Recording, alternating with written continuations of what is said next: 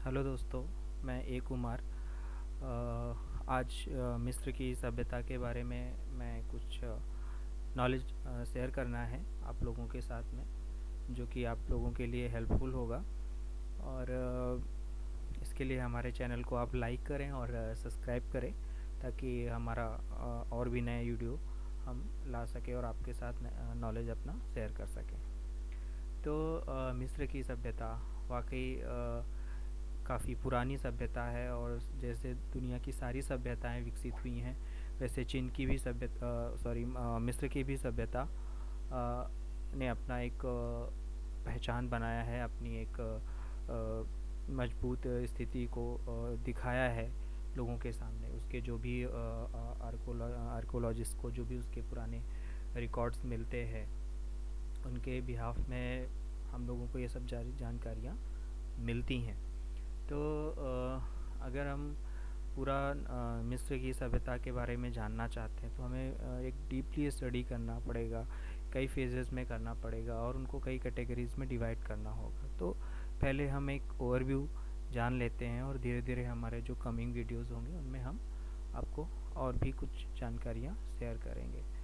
तो मिस्र की सभ्यता जिस क्षेत्र में हुई, यानी जिस एरिया में हुई, जिस कॉन्टिनेंट में हुई, वो अफ्रीका है। अफ्रीका का पूरा डेजर्ट एरिया है।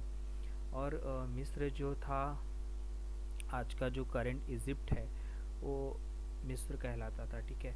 और मिस्र बड़ा था आज के एरिया के हिसाब से। उसको एक लोअर मिस्र और अपर मिस्र में डिवाइड करते थे। और जैसे कि दुनिया की सारी सभ्यताएं विकसित हुई हैं, वैसे मिस्र की भी सभ्यता नदी के ही किनारे विकसित हुई है। और दुनिया की सबसे लंबी नदी है मिस्र नदी, नील नदी।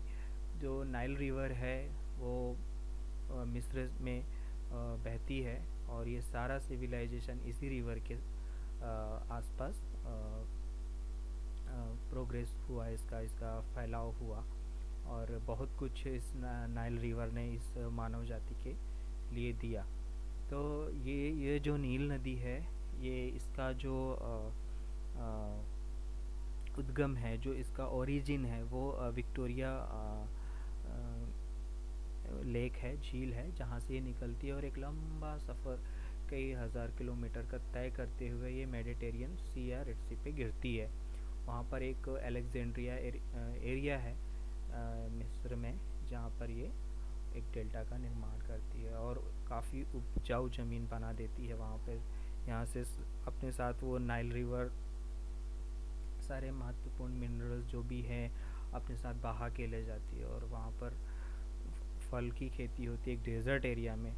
तो आप सोचो कि वो नाइल रिवर जो है यहाँ की बैकबोन है, या ऐसा भी बोल सकते हैं गॉड का एक वरदान है इस डेजर्ट एरिया के लिए। तो सारा क्रेडिट नील नदी के ही ऊपर जाता है। ये नहीं हो तो यहाँ की सभ्यता का कोई विकास नहीं हो सकता था। तो चलो, ये तो हमने उसके एरिया के या वो जगह के बारे में जाना कि कैसी ये सभ्यता थी। और काफ़ी पुरानी सभ्यता, 3500 के अराउंड आसपास ये सभ्यता के रिकॉर्ड्स मिले हैं, जिससे हम बोल सकते हैं काफ़ी पुरानी सभ्यता है ये। और यहाँ की जो भाषा थी, इन लोगों ने अपनी जो लैंग्वेज का जो डेवलप किया था, वो एक सिंबॉलिक या बोल सकते हैं कि एक चित्रलेख था। उसके हिसाब से इनके मेनूस्क्रिप्ट होती थी। आप देखो, जैसे ये कॉर्नर में तो आपको यहाँ पे दिखेगा, इन लोगों ने एक पिक्टोरियल फॉर्म में अपनी लैंग्वेज को ईजाद किया हुआ था। और इनका जो आर्किटेक्चर है वो तो बिल्कुल कहने ही क्या, इन लोगों ने बड़े बड़े पिरामिड्स बनाए। और इन पिरामिड्स का जो आर्किटेक्चर है वाकई फुल ऑफ फुल साइंटिफिक लगता है, क्योंकि आप देखिए ये एक बिल्कुल ट्रायंगल शेप में होते हैं, छोटे बड़े। और इनको डिज़ाइन करना, फिर इनको बनाना, ये कोई छोटा काम तो हो नहीं सकता है। वाकई इसके पीछे एक गुड इंजीनियरिंग है, कई लोगों का दिमाग है जो इन कामों में एक्सपर्ट होते थे, ठीक है। और इनका निर्माण जो भी जो राजाओं ने करवाया, उन लोगों ने इस पर काफ़ी पैसा खर्चा किया। और जो भी थे पहले बोलते थे, स्लेवरी, कुछ रिकॉर्ड्स मिले हैं कि मिस्र के लोग भी स्लेव्स रखते थे। और जैसे कि यहूदी, वो रिकॉर्ड में भी मिलता है कि मिस्र के फ़िरौन लोगों उनको स्लेव के रूप में रखते थे।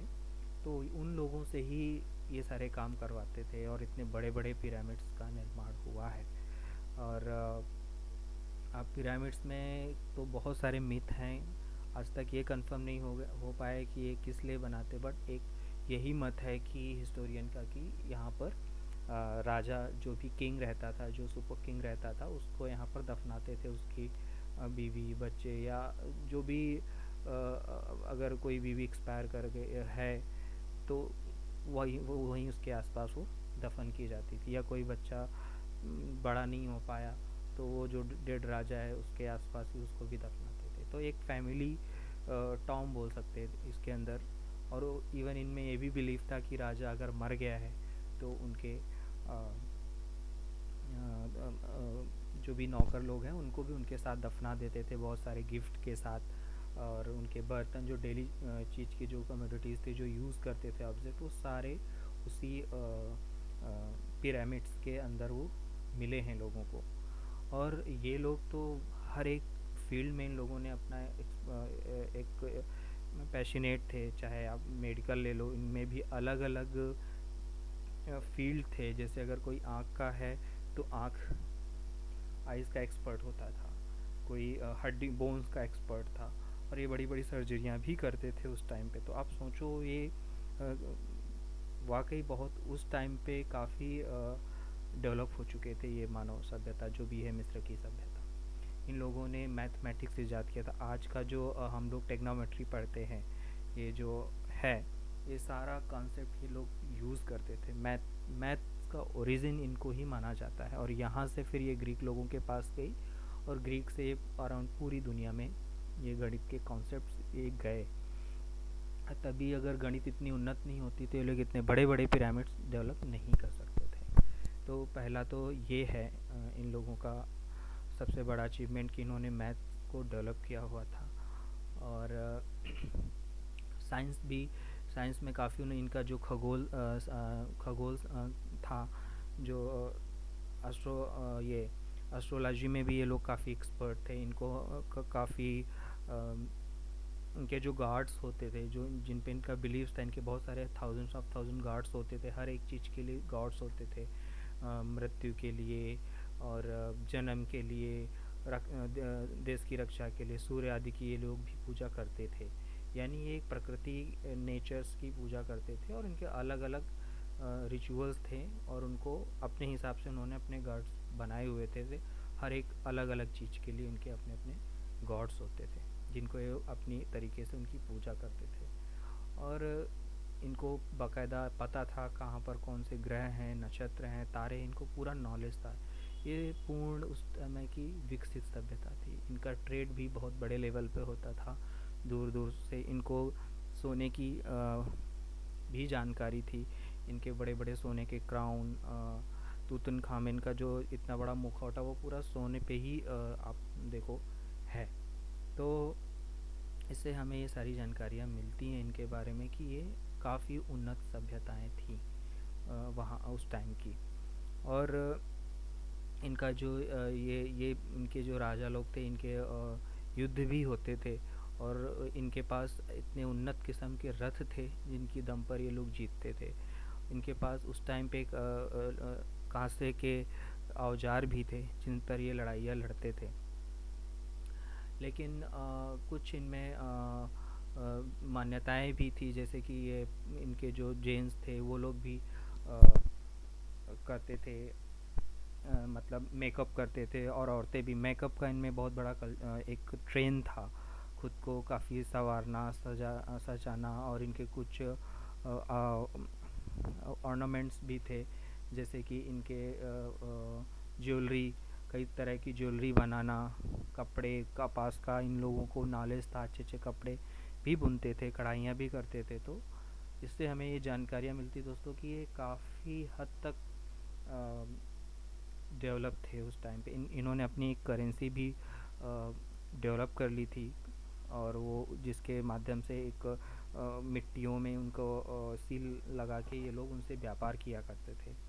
और इनका जो ज़्यादा ट्रेड होता था ये कॉस्मेटिक की सामानें और मेडिकल की चीज़ें, उस टाइम पे भी ये सब होता था लोगों का इलाज। तो उसके जो भी इंस्ट्रूमेंट होते थे ये लोग इधर से उधर अपना ट्रेड करते थे। ऊँट था, कई तरह के जानवर को पालना इन लोगों का एक इनकम का सोर्स था उस टाइम पे। और इनका जो राजा होता था उसका ये लोग फ़िरौन कहते थे, जो कि उसका धार्मिक भी इंटरफेयर होता था और वो खुद पॉलिटिकली भी स्ट्रांग रहता था। फ़िरौन को भी कई कई जगह पे एज अ गॉड उन लोगों ने वर्शिप किया है।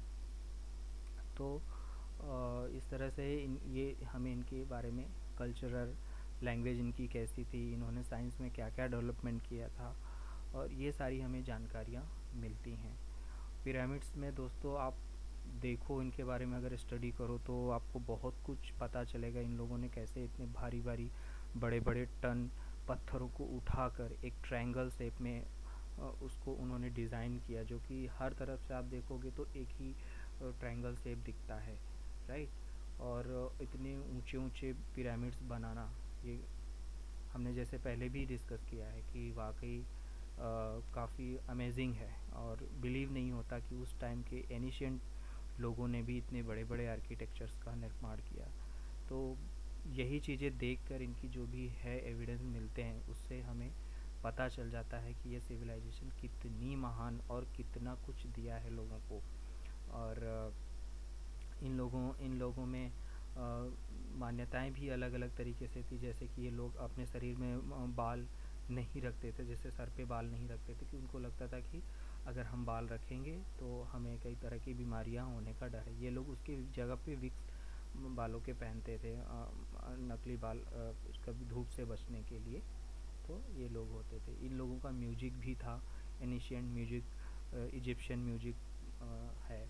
तो इन लोगों ने हर एक फील्ड में अपने आप को उन्नत कर लिया था। उस समय की महानतम और लोगों फुल सिविलाइज्ड सभ्यता थी।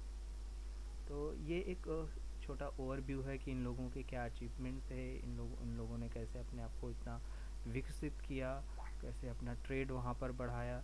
और ये लोगों को बहुत कुछ नॉलेज था, जैसे कि इन लोगों ने शिप बनाए हुए थे उस टाइम पे भी, ये नाइल रिवर पे अपने सामान को इधर से उधर। और इनके जो बड़े बड़े शहर होते थे, कायरो इनका मेन शहर होता था जहाँ पर ये राजा रहते थे। और जो भी ये नदी के किनारे इनके जो नगर होते थे, तो ये लोग उसी नाइल रिवर के सहारे वो अपने बोट से आते जाते थे और अपनी चीज़ों को शेयर करते थे। तो इस तरह से हमें पता चलता है कि इन्होंने जल थल मार्ग का भी जो है अच्छे से इन लोग को नॉलेज था, और इसका पूरा उनके पास एक व्यवस्थित एक सिस्टमेटिक वे में इन लोग के पास ट्रांसपोर्ट का सारा सुविधा था। तो ये हमें भी इनके एविडेंस मिलते हैं कि इन लोगों ने कैसे हर एक फील्ड में अपने आप को डेवलप करके रखा हुआ था। और दोस्तों इन लोगों ने काफ़ी अदर सिविलाइजेशन से अपने आप को सुरक्षित रखने के लिए या अपने ताकत को दिखाने के लिए इन्होंने कई सारी लड़ाइयाँ भी लड़ी हैं। जैसे यहूदियों का एक किंगडम था, जूडा किंगडम, उन लोगों को इन लोगों ने हरा दिया, यहूदियों को हरा के अपना गुलाम बनाया।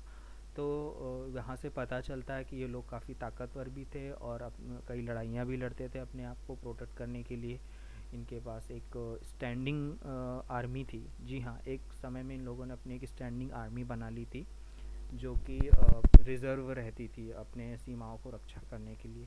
लेकिन उसके बावजूद भी धीरे धीरे इनमें बहुत सारे जो हैं पॉलिटिकल इश्यूज भी थे अंदर, जिसकी वजह से इनमें आपस में फूट भी पड़ी राजाओं में, जो भी नाइल रिवर के आसपास लोगों थे। तो धीरे धीरे ये अंदर से कमज़ोर होते रहे, तो ये अपने आप को इतना एक्सपैंड नहीं कर पाए, जिसकी वजह से उस समय अपना मिडिल ईस्ट में पर्सियन जो है एक जो किंगडम था वो वास्ट हो रहा था, जिसकी सीमा, जिसकी जो लाइन थी इंडिया के आज का जो अफ़गानिस्तान पाकिस्तान से टच होते हुए सीधा यूरोप ग्रीक तक टच करता था, राइट। तो उन लोगों ने पूरा इन लोगों को चैलेंज किया, और एक टाइम पर जो पर्सियन जो लैंग्वेज सॉरी सभ्यता थी, उसका जो भी राजा था उसने पूरी तरह से इनको कैप्चर कर लिया, इनको हरा दिया, और ये पूरा जो किंगडम है, इजिप्शियन किंगडम, मिस्र का जो किंगडम है, वो एक टाइम पे पर्शिया के अंडर में आ गए। एक दूसरी सिविलाइजेशन, एक दूसरी किंगडम के अंदर में आ गया। तो वहाँ से इन लोगों का डाउनफॉल स्लोली स्लोली चालू हुआ। और फिर उसके बाद पर्शियन जब भी सभ्यता नष्ट हुई, उन लोगों को ग्रीक लोगों ने चैलेंज किया, ग्रीक लोगों ने पूरा क्रश कर दिया, उनको हरा दिया, इसको नाबूद कर दिया। फिर उसके बाद ये लोग जो है अपना इजिप्ट की तरफ कूच किया। इन ग्रीक के जो सिकंदर हैं, अलेक्जेंडर हैं, उस समय वो उनका राजा हुआ करता था ग्रीक का, और वो इनको जैसे ही पर्शियन को हराया, तो अब ऑब्वियस है कि इजिप्ट भी उनके अंदर में आ जाएगा। तो ग्रीक लोगों का भी बहुत इन्फ्लुएंस था इजिप्शियन कल्चर में। वहाँ पर ग्रीक राजा ही इजिप्शियन में रूल करते थे, राइट। तो और उसके बाद ये फिर और टाइम बढ़ता गया, तो फिर आपका ये रोमन, उस समय जो रोमन सभ्यता थी, रोमन सिविलाइजेशन थी यूरोप के अंदर, उन लोगों ने इस इजिप्ट को अपने अंदर में लिया, इसको कैप्चर किया। और तो ये धीरे धीरे धीरे धीरे करके डाउनफॉल के फेज़ में, मतलब ये पतन की ओर ये सभ्यता बढ़ रही थी, क्योंकि इनका अपना पॉलिटिकल इशू था और ये अपने आप को फिर संभाल नहीं सके। और फिर जब भी इस्लामिक एज आया, जब भी इस्लामिक प्रभाव बढ़ा, और इस्लाम के जो भी राजा थे या उनके जो बादशाह थे, उन लोगों का पावर बढ़ता ही गया, तब ये इजिप्ट भी बच नहीं पाया और इजिप्ट भी उनके अंदर में चला गया। और जब ये इस्लामिक रूल के अंडर में आया, तो धीरे धीरे लोगों ने जो है इस्लामिक कल्चर को अपना लिया, और ये पुरानी जो सभ्यता है ये धीरे धीरे कहीं ना कहीं विलुप्त हो गई। बट इसके जो एविडेंस है आज भी हम लोगों को मिलते हैं, कि जिसके माध्यम से हमें सारी जानकारियाँ मिलती हैं, उनका स्क्रप्चर, उनके किंग, और खुदाई से बहुत कुछ मिला आर्कियोलॉजिस्ट को, उनकी ममीज़, उनका ममीफिकेशन। आपको हमने इसके बारे में नहीं डिस्कस किया, तो उनका जो ममीफिकेशन था वाकई ये बताता है कि कैसे वो केमिस्ट्री के भी माहिर थे, उनको रसायन का बहुत नॉलेज था, जिससे वो लाशों का ममीफिकेशन करते थे। ठीक है, ममीफिकेशन करते थे जिससे वो लाशें सालों साल सड़ती गलती नहीं थी। उनका एक मेथड था, जो मेथड को फॉलो करते थे, जिसकी वजह से वो उनको प्रिजर्व कर पाते थे, उनको दफनाते थे।